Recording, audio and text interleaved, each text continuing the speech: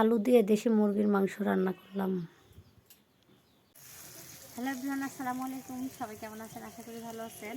এই যে দেখেন, আজকে আমি রান্না করেছি এই যে মুরগির মাংস। দুইটা মুরগি জবাই করেছিলাম। এই যে একটা রান্না করব আর একটা ফ্রিজে রেখে দেবো। আর যখন বাচ্চারা খাইতে চায় তখন বের করে রান্না করব। আর একবারে রান্না করলে তো শেষ হয়ে গেলো। আর হচ্ছে রোজা থেকে তো খাইতে ইচ্ছে করছে না, ওভাবে রান্না করলে হয়তো পড়ে থাকবে, ভালো লাগবে না। তখন আমি কবিতার বাচ্চা রান্না করেছিলাম, পড়ে আছে মাছ মাংস, ওভাবে ভালো লাগছে না। তাহলে একটু ওই খরচা মাছের চপসি দিয়ে একটু করে ভাত খেতে পারছি। দিয়ে এই তো মাংসটা রান্না করবো আর একটু ফ্রিজে রাখবো। আর আমার সাথে থেকে দেখবেন আমি দেশি মুরগির মাংস কীভাবে রান্না করি। এই যে লবণ দিয়ে পেঁয়াজগুলো ভালোভাবে আড়াই নিচ্ছি, লবণ তেল দিয়ে মশলা দিয়ে দিচ্ছি। এখানে আদা রসুন বাটা, আর আপনাদের ভাই একটু পেঁয়াজ দিয়ে মেন্ডি মেন্ডি বেশি পছন্দ করে, আর ঝোল ওভাবে খাইতে চায় না। আমার ঝোল পছন্দ আর ওর ভুনা পছন্দ, ওর পছন্দই বেশি রান্না করি। তো ও না খাইলে আমার ভালো লাগে না খাইতে। জি বলো। তাই এই তো হচ্ছে তো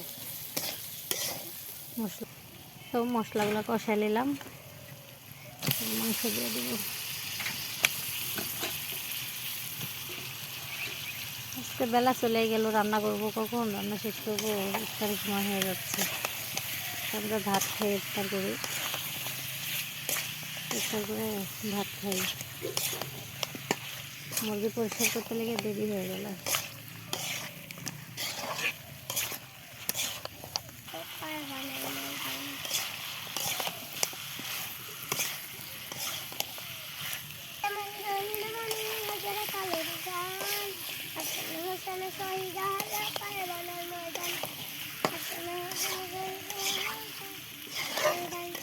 আমার ছেলেটা গজল বলিচ্ছে।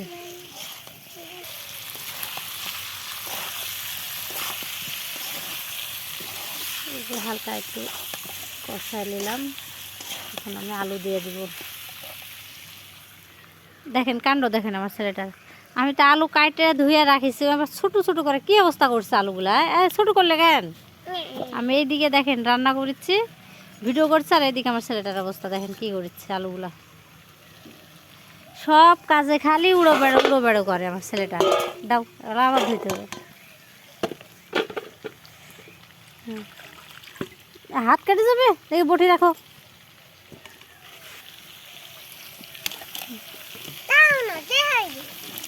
হয়ে গেছে তো, দিয়ে দেবো।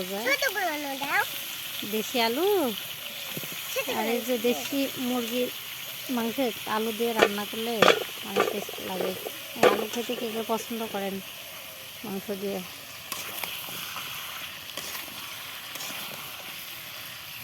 কমেন্ট করে জানাবেন। এই যে কষাতে ঝোল দিয়ে দিলাম।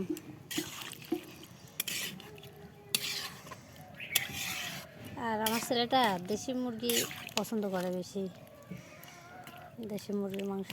আর দেশি মুরগি তো অনেক দাম, আমরা যদি বাড়িতে লালন পালন করে না খাই কিনে খেতে পারবো না। আমার রান্না শেষ হয়নি, আজান দিয়ে দিছে। আজকের ইফতার এই যে পানি, এখানে পানি দিয়ে ইফতার করতে হবে, তো রান্নাই হয়নি আজকে। আজান দিয়ে এই যে আমার রান্নাটা কমপ্লিট হয়ে গেছে। মুরগির মাংস একটু ঝোল ঝোল রাখলাম, আর দেশি মুরগির মাংস একটু ঝোল রাখলে ভালো লাগে।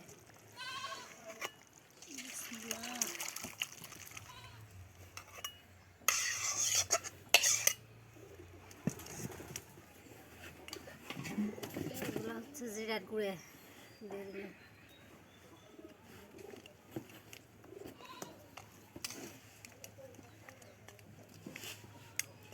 এই যে দেখেন বন্ধুরা, আমার দেশি মুরগির মাংসটা দেখেন কালারটা কেমন আছে, আর কেমন হলো আমার মুরগির মাংস রান্নাটা অবশ্যই কমেন্ট করে জানাবেন। আর আমরা গ্রামের মানুষ, সাধারণ মানুষ, অত ভালো করে রান্না করতে পারি না। আমরা যা রান্না করি সেটাই আপনাদের সঙ্গে শেয়ার করি। কেমন হয়েছে জানাবেন অবশ্যই। ধন্যবাদ সবাইকে, আল্লাহ হাফিজ।